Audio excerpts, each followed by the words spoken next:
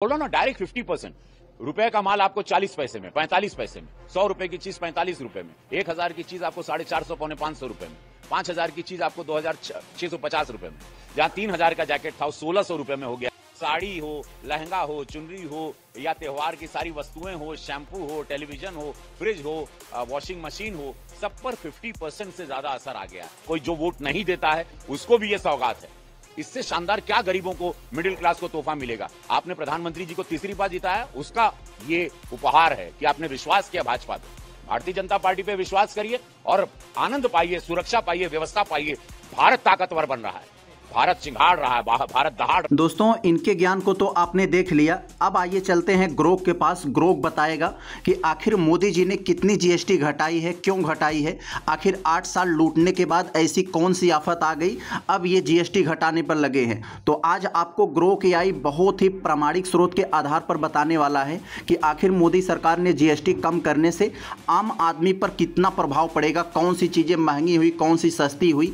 ऐसा प्रामाणिक वीडियो आपको कहीं नहीं मिलेगा। तो वीडियो को पूरा देखिएगा, आपको दूध का दूध, पानी का पानी आपके सामने होगा। दोस्तों, अपने इस मुद्दे का एक छोटा सा इंट्रोडक्शन हम लोग सबसे पहले देखते हैं, उसके बाद एक एक पॉइंट पर बात करते हैं। तो कहा जा रहा है कि मोदी सरकार ने 3 सितंबर 2025 को हुई 56वीं जीएसटी परिषद की बैठक में जीएसटी दरों में बड़ा सुधार किया, जिसे नेक्स्ट जनरेशन जीएसटी रिफॉर्म्स कहा जा रहा है।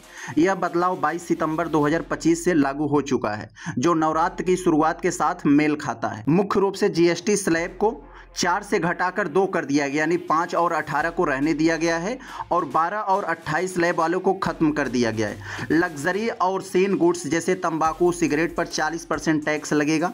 प्रधानमंत्री मोदी इसे दिवाली का तोहफा कह रहे हैं, जो इनकम टैक्स की छूट के साथ मिलाकर यह आम आदमी को 2.5 लाख करोड़ रुपए तक सालाना बचत करेगा।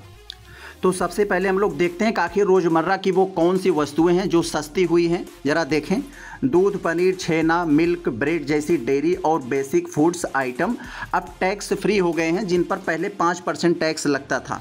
साबुन, shampoo, toothpaste, toothbrush, hair oil, kitchen ware, table ware पर अब 5% जीएसटी लगेगा, जिसे पहले 12 से 18% जीएसटी था इस पर। जैसे अब देखें हम लोग, दवाइयाँ, मेडिकल डिवाइस जैसे ग्लूकोमीटर, डायग्नोस्टिक किट पर 5% टैक्स लग रहा है।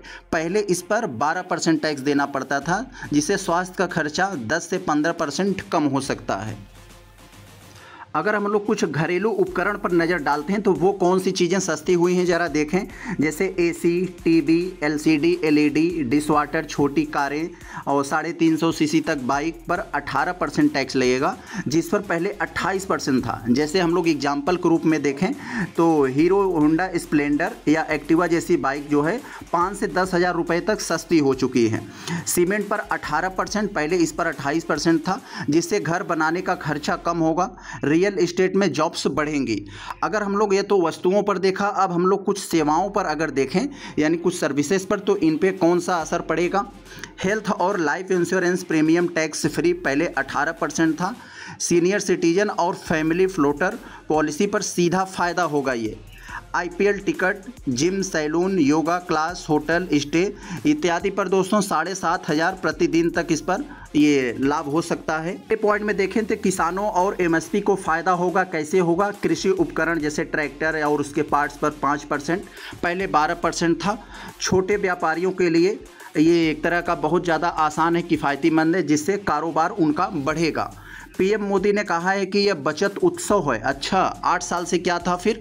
जो आम आदमी के जीवन को आसान और बेहतरीन बनाएगा और स्वदेशी उत्पादों को बढ़ावा देगा। अब दोस्तों यहीं पर हम लोग कुछ देख लेते हैं कि नकारात्मक इसका प्रभाव भी पड़ा है। कुछ वस्तुएं महंगी हुई हैं। अब उन कौन सी वस्तुएं हैं ज़रा यहाँ पर फोकस करिए।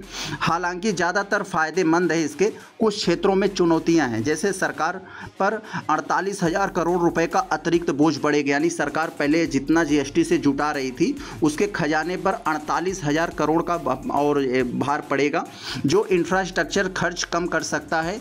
कुछ राज्य जैसे पश्चिम बंगाल ने राजस्व नुकसान जो कि 47,700 करोड़ का ये सब विरोध किया है इस लेवल।